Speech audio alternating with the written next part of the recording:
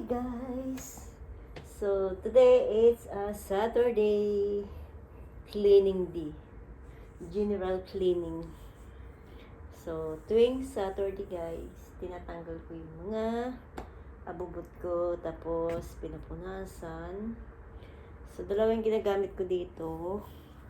May Clorox. Tapos pang ano yan guys, pang remove ng mga itim-itim.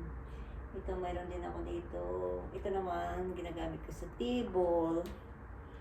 Yung pangtanggal daw ng germs, 99.9%. Lahat naman gano'n naman sila. Tapos ito naman yung isa 100% kami. Pero hindi naman masama guys pag madumi. Kumbaga, white is like kasi. At saka si Matoni. Si Matoni kasi guys, dila. So guys, tingnan yung ginagawa ko dito. Oh. Pinapa-arawan ko yung nabili ko kahapon na basil. So dahil gagawa ko ng Italian bruschetta, so bumili ako ng bouquet. Ayan. So kanina, naano na to siya guys, na yung parang natulog na yung dahon. So, ang ginawa ko, naalala ko nito dati sa Alrim. Nakapalago ako nito guys, sobrang dami. Yan. Pero tinanim namin yung seeds. Tapos tumubo hanggang sa lumago. So, hindi na bumibili ng basil. So, ayan siya. Nilagay ko lang muna pansamantala sa baso. Kasi, ang purpose ko lang naman ito guys kahapon. Yun nga, tinapay, yung Italian. So, kaso lang, hindi pa naman ako nakagawa. Ilagyan ko muna siya ng tubig, tapos lagay ko muna sa baso. Tapos may tissue lang yan sa loob para yung baso ba ma-protect na. Pero makakuha man yan guys. Maglagyan ng Clorox pag hinugasan. Yan. So, dyan lang muna yan siya. Ang cute niya pa naman, oh. Si Matone, kinakagat-kagat ni Matone, tapos amoy. Hanggang ganun lang. So, nakatingin siya. Inosente talaga itong kasama ko dito sa bahay. Inosente na may pagkamarites. Bebe, yado din. Kiss mo na. Ay! Galing niya kaswit. Give you some one more. Pag naumpisahan ko naman to halikan, parang ayoko na itigil pa. Ayoko na itigil pa. Ewan ko sa'yo. Pag naka-start kasi ako guys, parang ayoko na. Ayoko nang tumigil. Pag nag-start ako bagalik kay Matuni, parang ang sarap. Oh, nandito pa pala tong uban ko. Alam nyo guys, pag nagpatanggal ako ng uban, binibilang. Kasi may bayad. Nagpapa-part-time ako ng uban. Nilagay namin dito. Pinapalagay ko dito kay Ruby yung uban. Yan. Nandito yung uban, oh. Kita nyo ba? Dito na side. Ito. Yan. Yan ang witness. Saksi plus saksi. Ano ba? Evidence. So, tatanggalin ko to kasi tayo ay general plank. Ay, nako. Buhay. At yung mga carpet, tinatanggal ko din yan. Tapos, mag-mop. Ganun ang life, guys, dito. Sana all. Sana all. Kasi guys, kahit sabihin pa natin malinis, maalikabok. Pag ginanyan mo, kasi may ligak mo ganyan. So, ginaganyan ko siya, nililinis ko siya. Sa isang linggo, 2 pieces. Tapos, pag nag-mop naman ako alternate, tinatanggal ko lahat. Pag nag-mop, sinabot ako ng hapon sa kakaikot-ikot dito sa bahay. Kasi kailangan ko siyang linisin lahat. Linis ba ng bongga? Ito, dito ko to nilalagay ko lang yan dito yung ano ko, sunscreen. Kasi nga, minsan, naglalagay ako, minsan hindi naman. Kasi masipag ako guys maglagay. Sa umpisa lang masipag. So, yung dito, naka-steady lang dito yung channel ko guys. So, easy to access to the mirror. Marami pala dito Maria.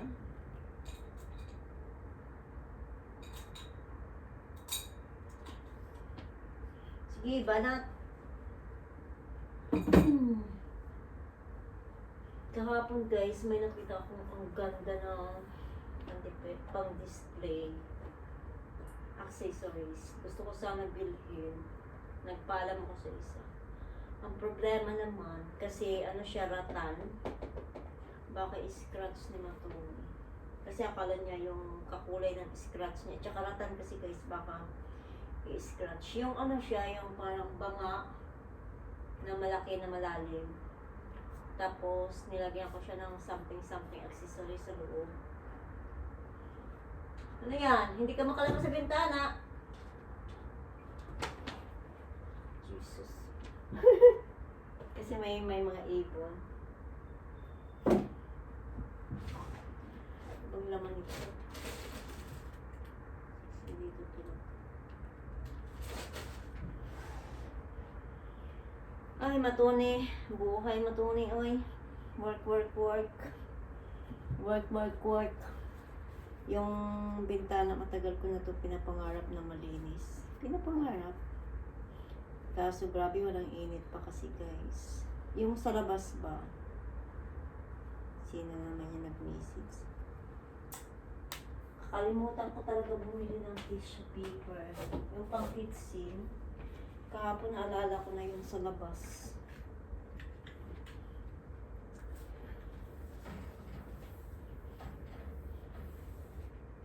Or ecological clothes. Kasi guys, iniwasan ko to, mabasa yung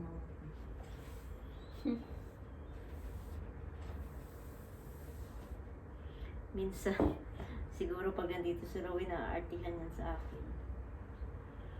Kasi nga, minsan nasisita ko kasi siya.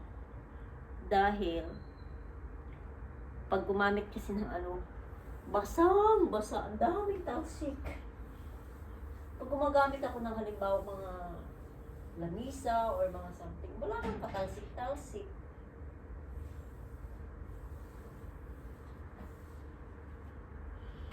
Naano ko kasi guys, di ba pag kahoy, pag plywood, magbakba kasi yan kung basa.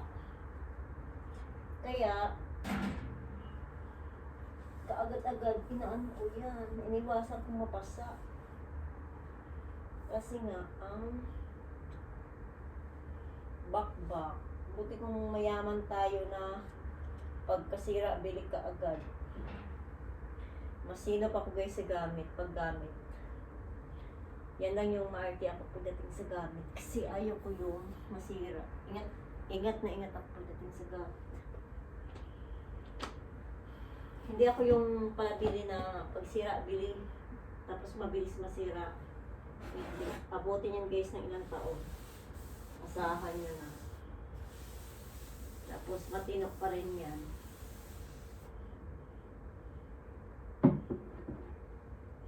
Yung rep namin dyan, 2015 pa yan. Hanggang ngayon matinok pa. Buhay pa siya. Samantala sa bahay, nakadalawa na yata. Mula nung 2015, baldado na.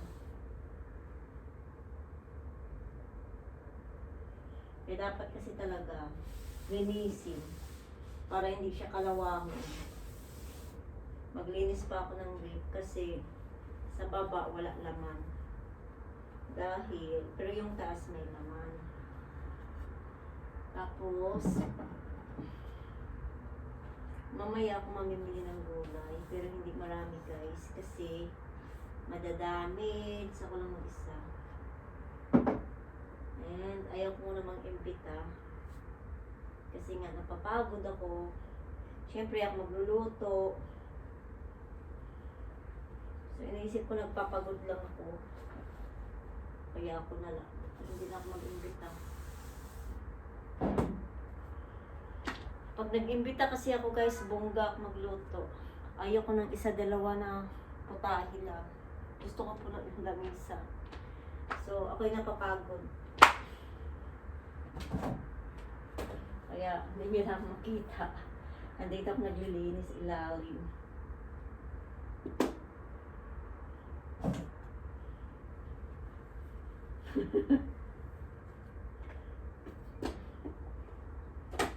Ay nako, tingnan nyo na lang si Matone guys, nandito ako sa pinakailalim. Lagi ko to nakakalimutan yung mga frame na wala pang laman. Ilalagay ko yung mga picture namin. Kaso lang, lagi ko man nakakalimutan.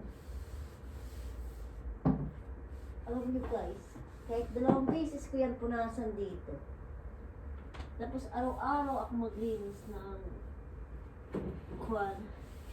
Grabe pa rin yung alikabok dahil siguro galing sa aircon ba.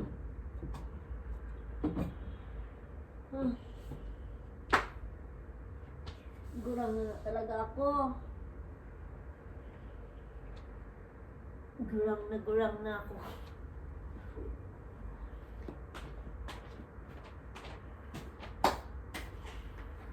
Tapos na ako dito mag-move. Alam ko may mga towel talaga ako na ano. Wait nga lang. Ewan. Kailangan ko pa akyatin. Alam ko may mga towel ako na maliliit. Yun yung gagamitin ko sa pagpunas. Kumusta ka dyan, Dong? Habibi, diyan pa lang muna punasan natin yung mga tambayan mo.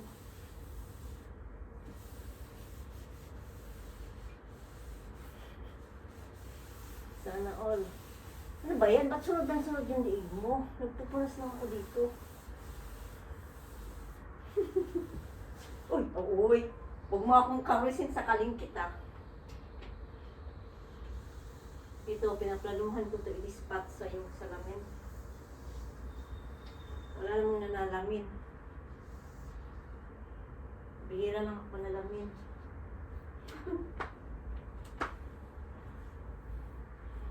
Si manalamin. Sabi nila guys, ang salamin daw, dapat lagi malinis.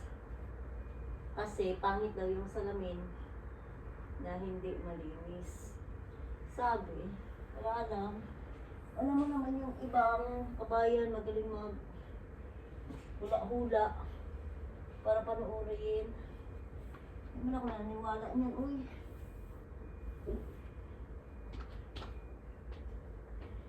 So, tapos na ako magpunas. Ay, ngayon guys, may mga bakante kami dito na frame. Baka makitaan naman ito na kabayan, sabihin na naman, bawal yan, masama yan na maglagay ng bakante na frame. Pasensya na po, hindi pa ako nakapagpa-develop.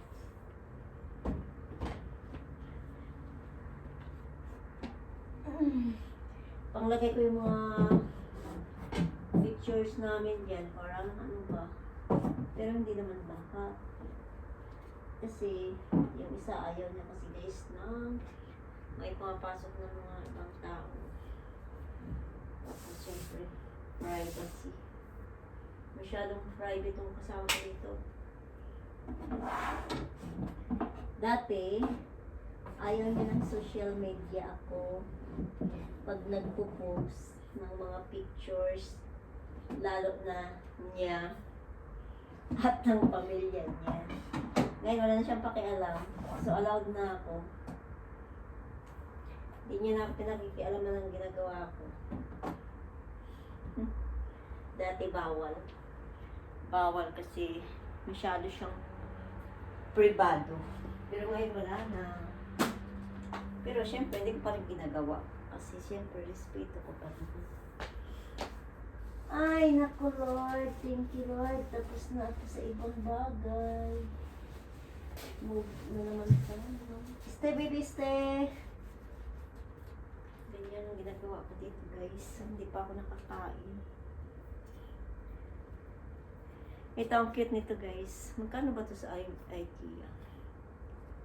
May pinadala ako nito sa bahay, dalawa. May mas malaki pa nito. So, gusto ko man mamili dito para sa bahay. Hindi naman pwede kasi palipat-lipat. Ganyan. Ang cute na talaga yan. Ayaw ko talaga, yung iba nilalagyan to ng mga sibuyas, kamatis. Ayaw ko, guys, kasi kakalawangin. Wala lang, lagyan mo lang siya ng mga accessories. Tulad ng mga charger, yan yung ginagawa ko. Pero, dito ko lang yan siya ilagay.